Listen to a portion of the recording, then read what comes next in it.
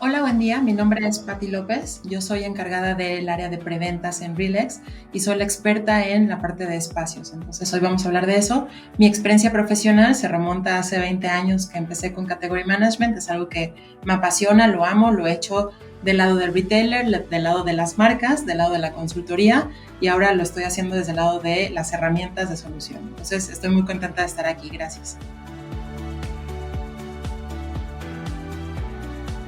Hoy las empresas están enfrentando no solo eventos externos, ¿no? Contextuales que ya todos sabemos y no repetiré acá, sin embargo internamente tienen que aprender a malabarear con todo esto que está pasando afuera. Y esto sumado a muchísima información, sumado al cambio del shopper, sumado a la búsqueda de eficiencias continua.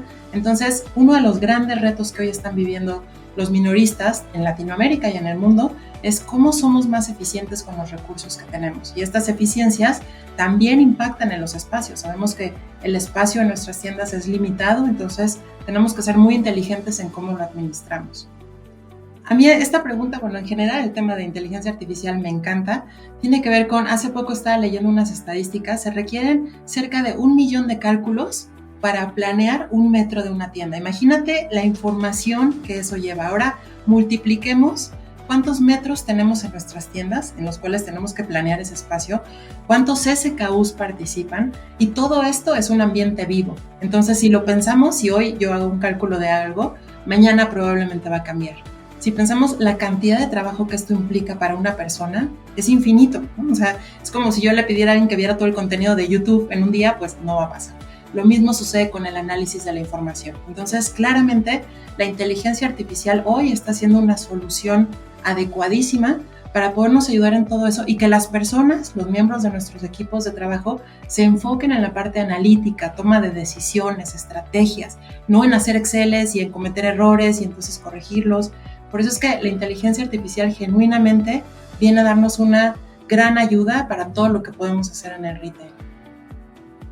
Mira, tenemos la oportunidad de trabajar con cadenas en Europa, en Estados Unidos, en Asia, en Latinoamérica, y algo que hemos visto como una gran preocupación de los retailers precisamente es cómo empiezo a conectar los nodos de mi compañía. Y con conectar me refiero, históricamente, desgraciadamente, algunas empresas funcionan con silos, ¿no? Por un lado está cadena de suministro que se encarga de algo, pero no necesariamente habla con la gente que hace planogramas.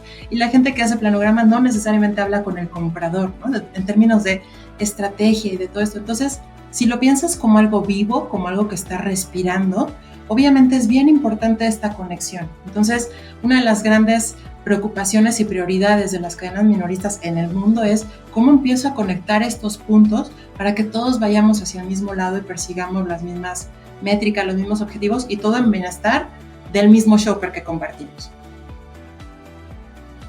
Claro, sí, hay muchísimas diferencias. Cuando vemos el overall, el general, son muy similares las preocupaciones. Cuando hacemos doble clic, por ejemplo, las tiendas de especialidad también entran en esta pregunta, ¿no? Si pensamos en los autoservicios, una de las cosas que ahorita están poniéndole más foco es eficiencia de perecederos, por ejemplo. Digo por ejemplo porque hay muchísimas otras, pero si pensamos en el desperdicio que está sucediendo en las cadenas de suministro, entonces queremos ser más eficientes con aquellos productos que tienen una vida corta de anaquel. Entonces, en autoservicios esta es una preocupación. En conveniencias, una preocupación podría ser la necesidad de un portafolio amplio, porque cada vez los shoppers tienen preferencias diferentes, entonces necesitan tener una buena oferta de producto, pero tienen un espacio muy limitado y generalmente no tienen bodega o tienen una bodega muy pequeñita. Y a esto súmale el peso que tienen los alimentos que se consumen en tienda, ¿no? El café, los hot dogs, lo que sea. Eso también necesita material que se tiene que almacenar en algún lado. Entonces, tienen que ser muy eficientes en cómo distribuir ese microespacio que tienen para poder asegurar la rentabilidad de sus tiendas. Y después tienes la parte de las tiendas de especialidad o las tiendas departamentales cuyas categorías probablemente tienen días de inventario superior a los de un autoservicio o en conveniencia y eso les genera un reto adicional, ¿no? Es como soy eficiente en manejar mis compras, mi inventario.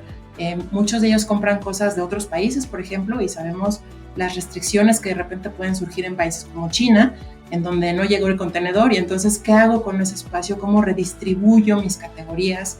Entonces, claramente, cada una tiene una cosa muy, muy particular, pero precisamente por eso herramientas adicionales les pueden ayudar para administrar eso en el día a día.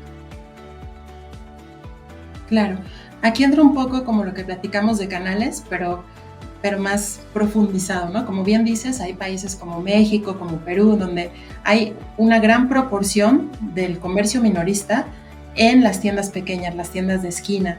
Entonces, eso implica una estrategia diferente en donde también los proveedores tienen retos diferentes, ¿no? Uno como marca tiene que definir cómo asegura una correcta distribución de su portafolio en todos estos microuniversos que suceden demasiado regionales.